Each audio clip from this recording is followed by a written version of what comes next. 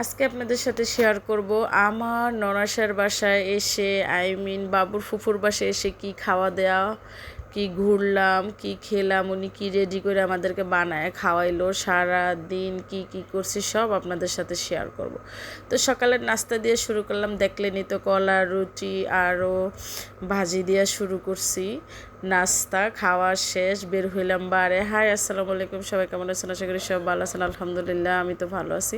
তো চলেন যাই, আমার ননাসের কী কী আছে আর কি কি পালে আপনাদের সাথে শেয়ার করব। তো সামনেই বের হলে একটা কাঁঠাল গাছ আছে, তারপর উনি মোরগ মুরগি পালে, ঠিক আছে, এটাই তো দেখাইলাম। ওনার নিজের গাছে কলা গাছ আছে, এই যে দেখেন বাড়ির পিছনের ঘাট আছে, নিচে নামার ওই ঘাট দিয়া ওনার আরেকটা জায়গা আছে, ওই জায়গার ভিতরে কলা গাছ টলা গাছ এগুলো আমার দেখাইলো। দেখানোর পর ওখানে আবার মেলা হইতেছে, বাবুর আব্বু ফোন দিছে, আমরা আবার সেই মেলা মানে হলো খেলা হইতেছে ওখানে, অনেক সুন্দর খেলা হইতেছে বাচ্চাদের। তারপর আমরা ওখানে চলে গেলাম।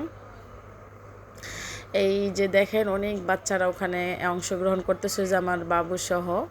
তো আমরা যাইতেছি সবাই ওর সামনে। এই যে দেখেন ও প্রতিযোগিতা অংশগ্রহণ নিছে, ও দৌড় দিবে, একটা বলেন দৌড় দিবে, পারবে। তারপরও দিছি ওরে, আর এত গরম এত রোদ ছিল, তারপরও আমাদের কাছে অনেক ভালো লাগতেছিল, কারণ বাবু এখানে এসে অনেক মজা করতেছিল, অনেক এনজয় করতেছিল। এই যে ভিডিও যে সামনে থেকে করতেছে, তো ওই যে বাবু দেখছেন, ওই যে কালো গেঞ্জি পরা, তো ওর বয়সী যারা তাদের সাথেই দিছে। তো আমার তো লাল্লু গুল্লু, ঠিক আছে, দৌড় দিলে কি আর পারে বলেন? ও তো গ্রামে অনেক বছর পরে গেছে, কিছুই বুঝে না, তারপরে দৌড় দিতেছে, ও খেলাবে।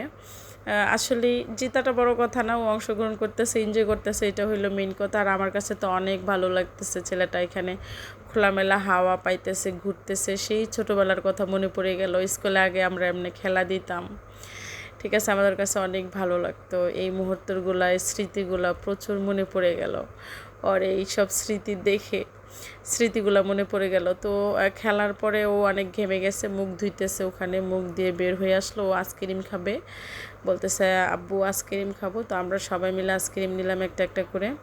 ওরা চকবার নিছে আর আমি মালা আইসক্রিম নিছি, কিন্তু বাবু আবার আমার মালা আইসক্রিম দেখে ও মালা আইসক্রিম নিছে। এখানে মসজিদ মন্দির একই সাথে, ওই যে পিছনে দেখাইলাম ওইটা হলো মসজিদ, আর এই যে এখানে হলো মন্দির, এই যে স্কুলের এখানে এটা মন্দির।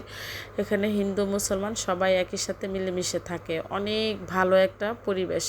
তো আমরা ওখান থেকে মানে আমাদের আরেকটা জায়গায় নিয়ে গেল বাবুর ফুফি। এখানে দেখেন কত সুন্দর একটা পুকুর আছে, আশেপাশে দুপাশে গাছপালা আছে, মনোমুগ্ধ করা পরিবেশ, এত সুন্দর লাগতেছিল, এত রোদ, তারপরও ভালো লাগতেছিল আমাদের ঘুরতে। আমরা ঘুরতেছিলাম, সব জায়গায় আমাদেরকে ঘুরাইতেছিল।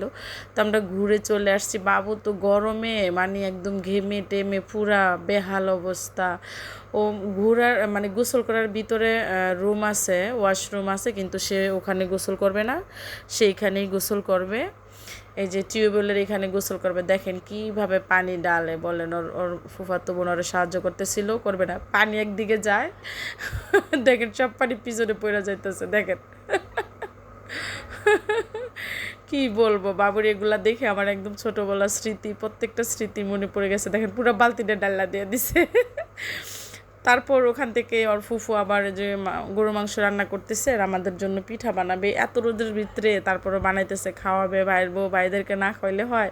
ওই যে দেখেন আবার চলে গেছে ওখানে, ও নাকি হেল্প করবে, ঠিক আছে, ও হেল্প করবে সেজন্য চলে গেছে। আমাকে বলতেছে আম্মু আম্মু তুমি কেন বসে আছো, চলো তুমিও যাইবা। আমি কই তাহলে তোমার ফুপুরে বলে রান্না না করতে। কয় না আমি পিঠা খাবো, রান্না না করা যাবে না। ওই ওই যায় বলতেছে যে আমি হেল্প করব।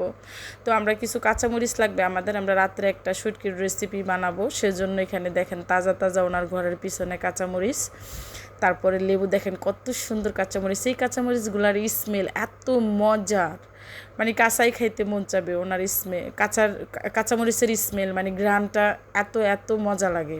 দেখেন কত সুন্দর গাছের তাজা তাজা, ওনার লেবু গাছ আছে আবার, তো কিছু লেবু পাতাও নিতেছি। এটা শুটকির রেসিপি রাত্রে বানাবো, সেজন্য দুপুরে সব কিছু রেডি করে রাখতেছি, কারণ আমরা বিকাল আবার বের হবো সেজন্য। তো এই যে লেবু পাড়ার জন্য বলতেছে, লেবু গাছটা একটু অনেক প্রচুর লেবু ধরছে, দেখেন কত সুন্দর লেবু। বাবুর ফুফাতো বোন পাড়তেছিল, অনেক সুন্দর লাগতেছিল। অনেক দিন পর এরকম দৃশ্য, অনেক দিন পর না, প্রায় 3 থেকে 4 বছর পর এরকম দৃশ্য আমি দেখতেছি, অনেক ভালো লাগতেছে। কিছু আম পাড়লাম গাছের থেকে, হাতেই অনেক কিছু পাড়া যাইতেছে। এই যে দেখেন আমি পারতেছি, তারপর আমার ননাসের মেয়েও পারতেছে। এই যে দেখছেন কত সুন্দর। কিছু লেবু পাতা নিলাম। তো আমের মানে হলো উনি পিঠা বানাইতেছে, চিতই পিঠা বানাইতেছে। এই যে দেখেন। তো এদিক দিয়ে অনেক দুপুরবেলা ভর্তা খাইতে মন চাইতেছে। তো আমগুলো ছিলাই নিলাম, ছিলাইয়ে মরিচের ফাঁকি দিল, আর আমি খাইতেছি। ও আবার খাবে না, মানে বাবুর ফুফাতো বোন খাবে না, বলতেছে আপনি খান মামি, আমি খাবো না, আমি খাইতেছি। আমার এই খাওয়া দেখে যদি কারো মুখে পানি চলে আসে, আমার কিন্তু কিছু করার নাই, ঠিক আছে? খবরদার কারো মুখে যেন, গালে যেন পানি না চলে আসে। ও আল্লাহ, এত মজা লাগতেছিল দুপুরের সময়, মনে হইতেছিল আরে দিলে আরও খাবো। এত রোদ আর এত গরমে এত মজা লাগতেছিল। নতুন আম, আহা হা হা, কী যে স্বাদ, কী যে স্বাদ।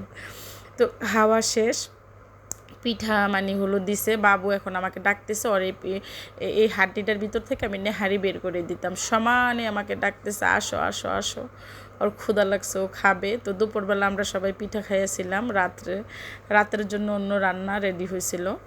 তো দুপুরবেলা শুধু পিঠাই খাইছিলাম। এই যে দেখেন নেহারিটা কত কষ্ট, বাইরে যুদ্ধ করে দুনো মায়ে বেটায়, তারপরে নেহারিটা বের করলাম, একটু নেহারি। আমি বলছি, আমি কয় আমার অনেক ঝাল লাগতেছে, দেখেন কয় এই মজা লাগতেছে মুখের আমার। যত যুদ্ধ আমার সাথে ওর, মায়ের বেটায় অনেক মজা করি। তো আজকের ভিডিওটা আমার কেমন হয়েছে অবশ্যই সবাই জানাবেন, আর ভালো থাকবেন। আল্লাহ হাফেজ।